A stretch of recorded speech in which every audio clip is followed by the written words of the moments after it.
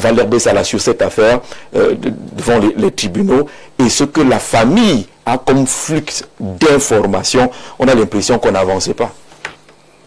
Non, je crois qu'on va d'abord évacuer le fait des réseaux sociaux. Si vous voulez savoir où penche la balance dans une situation en fait, et notamment dans ce cas en procès, il faut juste regarder les grands porteurs, les grandes audiences des réseaux sociaux pour savoir où va le vent, dans quel sens va le vent. Aussi simple que ça. Je crois aussi que quand on est rendu à ce stade de cette affaire, on ne doit pas incriminer les réseaux sociaux. Les réseaux sociaux ont un volet positif, beaucoup plus positif que négatif. Tout dépend de ce que chacun d'entre nous recherche sur les réseaux sociaux. Tout dépend de la posture de chacun, tout dépend des sensibilités que nous avons, tout dépend des intérêts de chacun, tout dépend des accointances que chaque personne qui consulte les réseaux sociaux, les grandes audiences, que ces accointances qu'il a avec X ou Y. Donc c'est cela, chacun regarde les réseaux sociaux avec le prisme de ses subjectivités. Donc il ne faut pas les incriminer. Mais le fond est que malgré tout ça, les réseaux sociaux, le fond est toujours là. Il y a toujours un fil rouge, le fil de la vérité, le fil du fait vrai. Le fil du fait vrai. Je crois que quand on parle de l'affaire Martinez-Zogo, j'ai traité ce sujet il y a 2-3 ans. Pour moi, c'est du réchauffé. Mais on va peut-être évoluer pour dire qu'en fait, les commanditaires sont connus déjà par l'État. Quand je dis par l'État, par le président de la République, je préfère, quand je dis le président de la République, c'est non seulement un individu, c'est une institution. Et quand on dit le président de la République, ça veut dire qu'un ensemble d'autorités aussi qui suivent. Puisque le président n'est pas au tribunal tous les jours, ça veut dire que ceux qui lui ont donné la vérité depuis des années savent que tout ce qu'on fait au tribunal militaire, là, ce n'est que du folklore. On veut juste arranger quelque chose pour voir avec la météo politique, aussi avec les sensibilités politiques, surtout aussi avec les attentes politiques des uns et des autres, ce que ça peut donner au finish, sans pour autant heurter le peuple camerounais, sans aussi heurter le pouvoir, sans aussi, vous voyez. Vous pensez qu'on peut passer 3 ans à ergoter sur une affaire où un agent de renseignement, un soldat en plus, colonel, il a perpétré un acte et il ne dit pas à qui de droit, de bouche à oreille, c'est-à-dire les yeux dans les yeux, c'est elle qui m'a envoyé. Vous pensez que c'est dans un tribunal qu'il va dire, mais je pense qu'il a donné des indices depuis 3 ans et demi, en plein tribunal.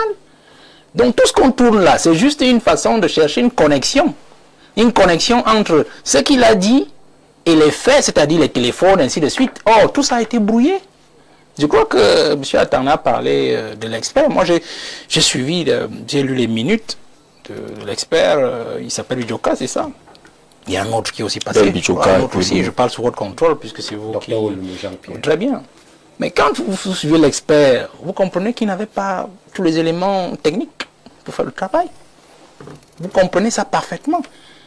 Et le compte rendu d'audience, avec des questions de l'accusation, il a été mis dos au mur, pratiquement. Lui-même, il avoue que voilà ce que lui il prenait comme élément technique pour pouvoir analyser ce qu'il avait comme élément, les téléphones, ainsi de suite. C'était des choses qui étaient prises comme ça à la va-tout, parce qu'il n'a même pas été, payé pour avoir le bon matériel pour faire connaître cette expertise. Il vous le dit clairement. Est-ce que dans un procès sérieux, où on parle d'un crime de l'État, et qu'il y a que un crime d'État, on doit recruter un expert à qui on ne donne pas les moyens suffisants pour avoir les derniers éléments, que ce soit numérique, technique, technologique, up-to-date, pour pouvoir percer la bonne information. Et vous venez encore de poser une autre question, et à laquelle j'ai arrivé. Comment est-ce qu'on peut avoir une panoplie de téléphones, c'est-à-dire des éléments qui auraient pu nous renseigner, dans le cloud comme dans le... Et le mec, il n'a qu'exploité environ 18% de ce matériel. Quelle est donc la vérité? Ça veut dire que la vérité qui sortira là-bas, c'est la vérité de 18%. Et c'est la vérité de 18% justement qui laisse croire que ceux qui crient le plus à une vengeance ou à je ne sais pas trop quoi ont raison. Parce qu'en fait, tous les téléphones qui justement auraient pu nous amener à peut-être équilibrer la vérité, à avoir plus de vérité, ont été détruits. Soit dit aussi en passant, ce n'est pas parce que ça a été détruit, parce que même l'expert le dit, ce n'est pas parce que cela a été détruit qu'on ne peut pas avoir l'information qui s'y trouvait. C'est juste que lui n'a pas eu la technologie suffisante, le matériel suffisant, les moyens suffisants pour pouvoir y arriver. Vous voyez? Ça veut dire que quelqu'un l'a empêché de le faire. Pourquoi aussi posez-vous des questions que dans une enquête préliminaire depuis 2023, on avait déjà ces informations que le matériel avait été retiré des séquestres, changé, modifié, détruit.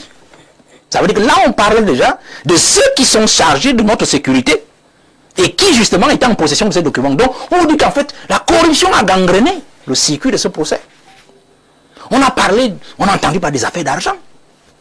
On a même eu une ordonnance de libération de tout un juge qui a été annulée par le ministre de la Défense. Je vous dis, allez, il va rester en cellule. Vous comprenez? Et l'expert a été interrogé dessus. Et il vous donne des réponses pour dire qu'il tentait quelque chose avec le juge pour voir si...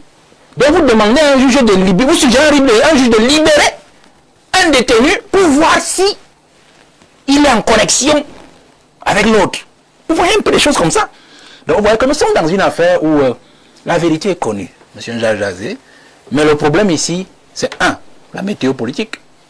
C'est-à-dire que le pouvoir sait pertinemment que cette affaire-là est très dangereuse parce que les hommes de pouvoir sont impliqués.